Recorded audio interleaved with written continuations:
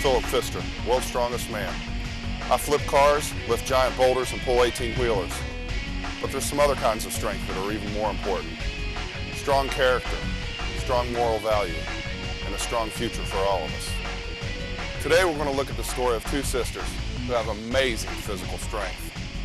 They've overcome great challenges and had success after success through difficult situations. They give me hope that we can all have the real winning edge.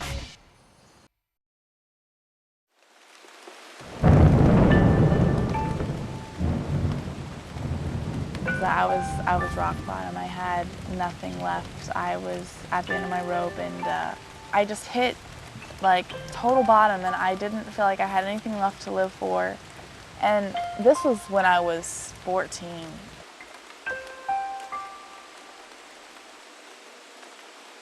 What I like about the sport of powerlifting is that it's challenging. There's always a new record to break or a new record to set. Kind of weak when I started, but I just got stronger, and there were times I wanted to quit so bad. I stuck with it, and now I love it, man. I don't want to ever stop.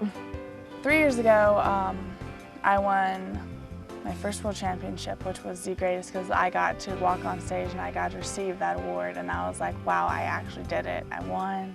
Our training process at the moment is 2 workouts a week, and we'll just do sets like just basic sets, but it's like really like physically hard because you especially the second workout and the third workout, because you're already worn out and you have to do the same thing without losing any repetitions.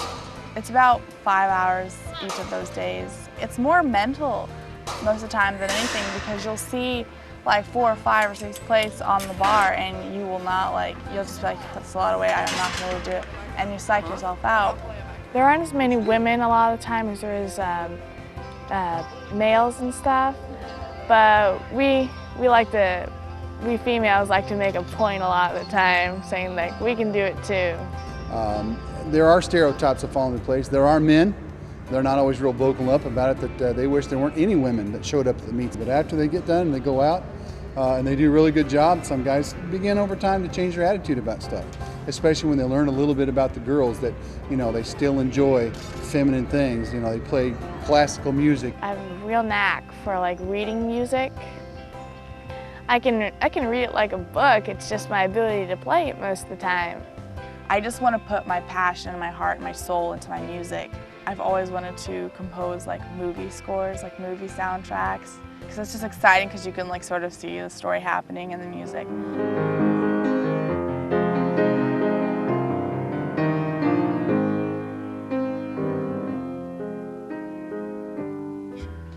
Academics, it can be really, really hard because you want to slack off, because, you know, it's really easy to, you know, get caught up in everyday stuff and want to, you know, slack off on your score. But it's really, you really have to like focus yourself and be like, you know, I need to finish what is going to be most important in my life first before I take on any other activity. So it's hard with music because music's my life, and I always tell myself, I don't need algebra to write music. Now for us, because of the traveling, because of all the things that the girls are involved in, we kind of homeschool all year round.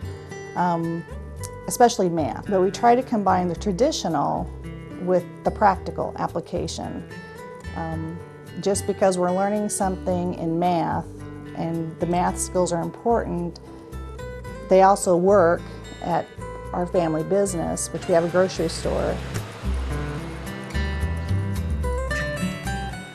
I think one of the things that I love both about the girls is just like working with them up front. They're so friendly with everyone that comes through. They're just, and it's not just a put on, they're just genuinely friendly girls. They don't think they're better than people, but they treat people very nice, very kind.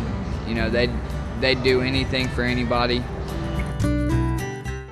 What happened with my sister was a really hard question to answer at first, because I didn't want to. And I looked up to her so much, for she was my fellow musician and she was my hero. Like she was everything. It was basically this one friend. And through the course of 3 or 4 years, made Abby just deteriorate over time. Well, I was always looking for like my oldest sister's like approval and stuff, and she was falling into the wrong crowd. I had alcohol, and I even smoked. And I fell very quickly, and my dad and mom, they could all tell something was going on with all three of us. We were thinking, oh, they're old school. We know what we're doing, you know, and we were just being really naive. I was doing drugs, and I was cutting myself, and I went through so much stuff. God became real to me when my sister left, and all this stuff started pouring out about more things that she had been doing. And I'm like, I don't want to be like that. And I just fell like on my knees in my room, and I started bawling. When I started pulling back out and getting back on track, I had to put everything that I had into God, because that's all I had faith in. Ever since then, I mean, I've had a couple rough spots, but I'm trying to stay on the right track. There's always a time and a chance to get out of something. You always have that choice.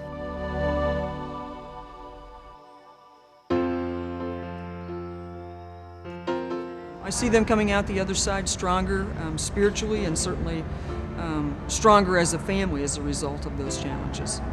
I get a lot of commentary about my weight. I've always been like a big person, and I've like more accepted myself since I started the sport, because I know that I'm taking care of myself, and I go to the doctor and he's told me I'm super healthy. And that's just the world putting an image in your head, telling you that you have to look a certain way to be beautiful, and that's not how I see it. So drugs and alcohol is fun for a season, but it doesn't last.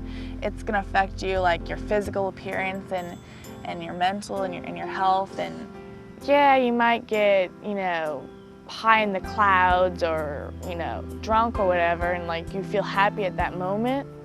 But the next morning, you feel 10 times worse than what you did. It's pointless. My advice to kids my age is you don't have to form yourself like the world to be accepted, to be cool. Just follow God's will for your life. If you stay on track, you stay focused, you stay right for Christ, and not worry what anybody else thinks, that your life's going to be so much easier.